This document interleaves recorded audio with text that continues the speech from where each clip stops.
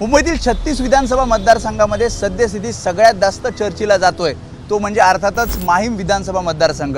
कारण याच माहीम विधानसभा मतदारसंघामध्ये यंदाच्या निवडणुकीमध्ये तिरंगी लढत आपल्याला पाहायला मिळणार आहे।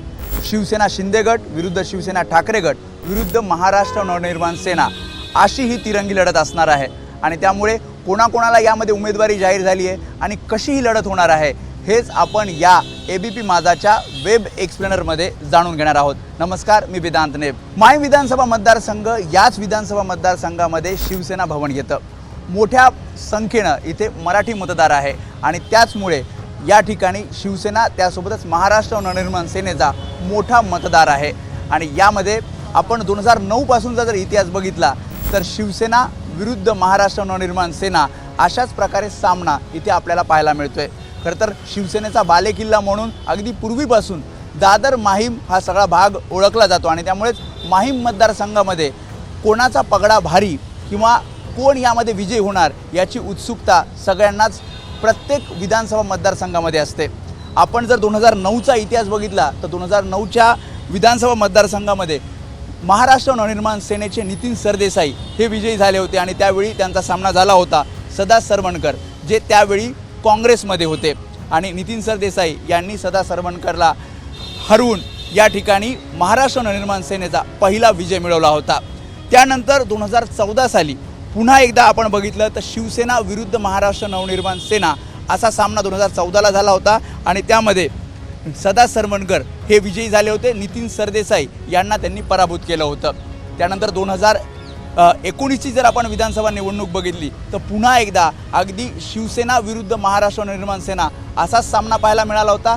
सदा सरवणकर हे शिवसेनेकडनं उमेदवार होते तर महाराष्ट्र नवनिर्माण सेनेकडून संदीप देशपांडे उमेदवार होते आणि सदा सरवणकर शिवसेनेचे उमेदवार हे विजयी झाले।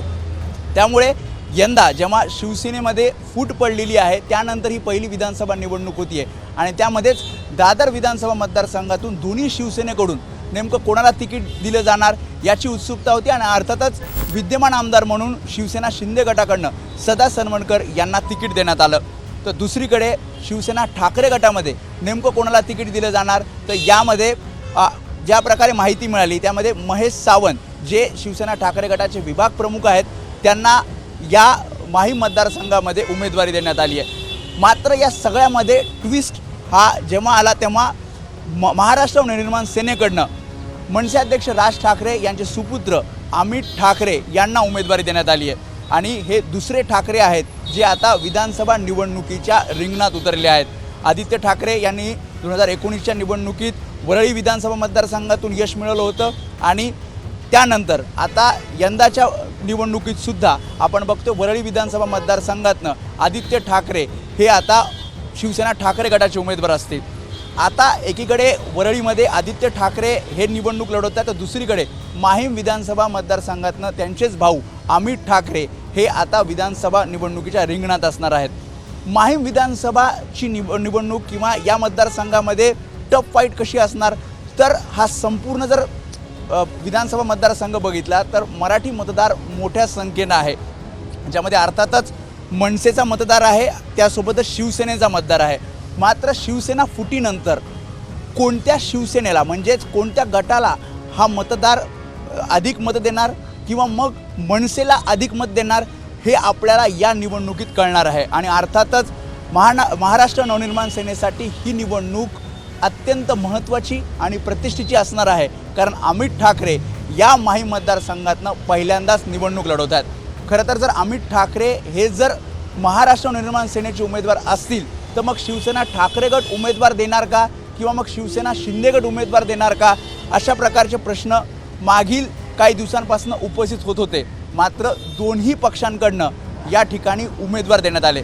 खरं तर 2019चा जर आपण इतिहास बघितला तर 2019च्या विधानसभा निवडणुकीत जेव्हा वरळीमध्ये शिवसेनेकडनं आदित्य ठाकरे यांना जेव्हा उमेदवारी देण्यात आली तेव्हा महाराष्ट्र नवनिर्माण सेनेकडनं कुठलाही उमेदवार उभा केला नव्हता आणि त्यामुळेच शिवसेना ठाकरे गट जेव्हा माहीम मतदारसंघामध्ये अमित ठाकरे यांना उमेदवारी दिली जाते त्यावेळी उमेदवार देणार नाही अशा प्रकारचा चर्चा सुरू होत्या। मात्र शिवसेना ठाकरे गटाकडनं महेश सावंत यांना उमेदवारी देण्यात आली आणि त्यामुळेच ही तिरंगी लढत मजेशीर होणार आहे कारण यामध्ये नेमकं कोण जिंकणार मराठी मतदार जो दादर माहीम भागात राहतो तो कोणाच्या बाजूने असणार हे सगळं या विधानसभा निवडणुकीत आपल्याला कळणार आहे।